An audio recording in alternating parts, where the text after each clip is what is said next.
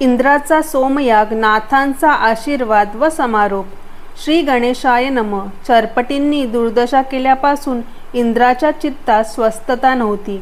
आपल्यासारख्या बलाढ्य देवराजाला एका जतींनी नामोहरम करावे हे शल्य त्याच्या जिव्हारी लागले होते. भविष्यात अशी नामुष्की ओढवू नये म्हणून त्याने सर्व देवांची एक विशेष सभा बोलावली. त्या सभेत बृहस्पतींना उद्देशून तो म्हणाला, गुरुजी, चरपटीनाथ वयाने लहान असले तरी वाताकर्षण विद्येच्या बळावर स्वतःच्या सामर्थ्याचा ठसा उमटवून गेले.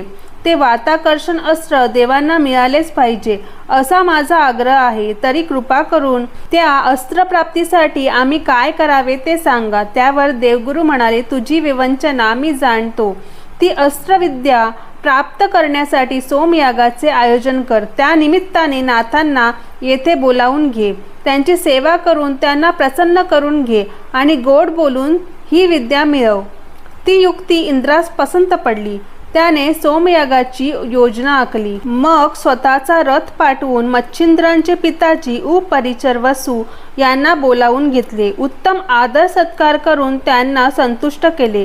त्यांना आपला मनोदय सांगितला आणि नवनाथांना आणण्याची जबाबदारी त्यांच्यावर सोपविली.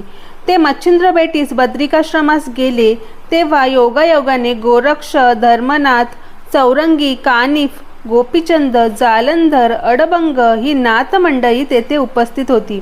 त्यांना बरोबर घेऊन ते हेलापट्टणास गेले. तेथून मैनावतीला आपल्या समवेत घेतले. त्यानंतर वडवाळ गावातून नागनाथांना, गौतमी तीरावरून भर्तरीनाथांना, अवंतीतून चरपटीनाथांना, विटेगावाहून रेवणनाथांना तसेच ठिकठिकाणी जाऊन 84 सिद्धांनाही बरोबर घेतले. ती सर्व मंडळी स्वर्गात आली तेव्हा इंद्राने स्वतः त्यांचे स्वागत केले. त्यांची उत्तम व्यवस्था केली. मग बृहस्पती व मच्छिंद्र यांच्या सूचनेवरून सोमयाग सिंहल द्वीपात करण्याचे ठरले. तिथे मैनाकिनी व मीननाथ होते. उपरिचर वसूंनी त्या दोघांची मच्छिंद्रांशी भेट घडवून मैनाकिनीस पूर्वी दिलेले वचन पाळले. नाथांनी त्या दोघांना आपल्या पाशीच ठेवून घेतले. यज्ञ सुरू झाला. नाथ आहुती देऊ लागले.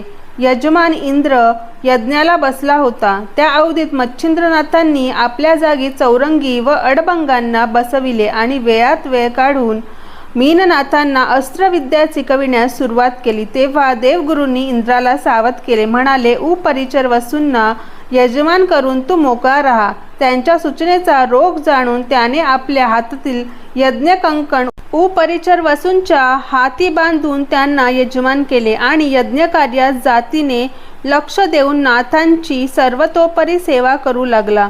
त्यावेळी त्याची भक्ती व आस्था पाहून त्यांचे मन संतुष्ट झाले.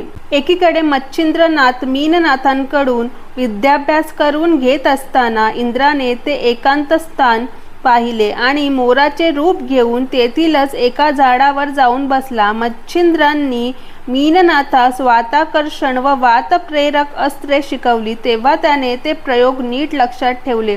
वर्षभर चाललेल्या त्या यज्ञकर्मात इंद्रानेही आपला अभ्यास संपवला. बृहस्पतींची युक्ती अशा प्रकारे सफल झाली. यज्ञ सांगतेनंतर अग्रपूजेचा विधी संपन्न होताच इंद्राने सर्व नाथांची क्षमा मागून मच्छिंद्रनाथांनी मीननाथांना शिकवलेले सर्व ज्ञान आपण मयूर रूपात कसे प्राप्त केले ते सांगितले आणि त्या विद्येस वर देऊन ती फलद्रूप करावी अशी विनंती केली.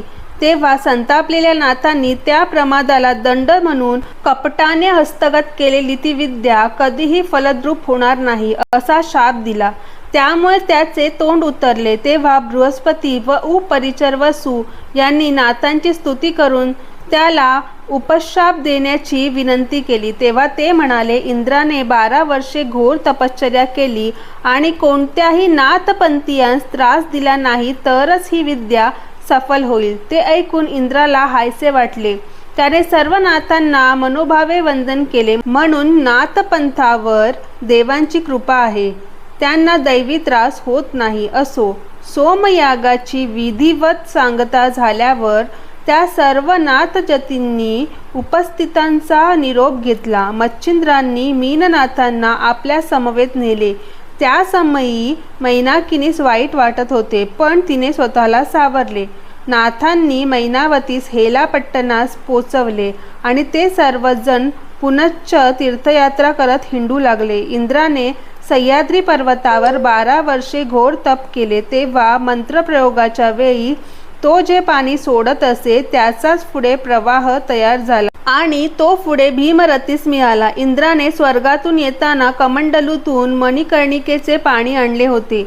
तिथे त्याच्याच हाताने मार्गस्थ झाले म्हणून त्या नदीला इंद्रायणी नाव पडले. तप पूर्ण होताच इंद्र स्वस्थानी गेला. तीर्थयात्रा करणारे नाथ शके 1710 पर्यंत प्रकट रूपात वावरले. मग मात्र आपापल्या स्थानी गुप्त होऊन राहिले. कानिफ आणि मच्छिंद्र यांनी जवळजवळ वास्तव्य केले. जालंधर व गहिनीनाथ हे अनुक्रमे जानपीर व गैबीपीर नावांनी गर्भगिरीवर राहिले. नागनाथ वडवाळ गावी तर रेवणनाथ विटेगावी राहिले. भर्तरी पाताळात, मीननाथ स्वर्गात, गौपीचंद धर्मनाथ मैनावती वैकुंठात तर गोरक्ष गिरनाथ क्षेत्री दत्ताश्रमात राहिले. चरपटी चौरंगी व अडबंगनाथजी आजही गुप्त रूपाने तीर्थयात्रा करत आहेत.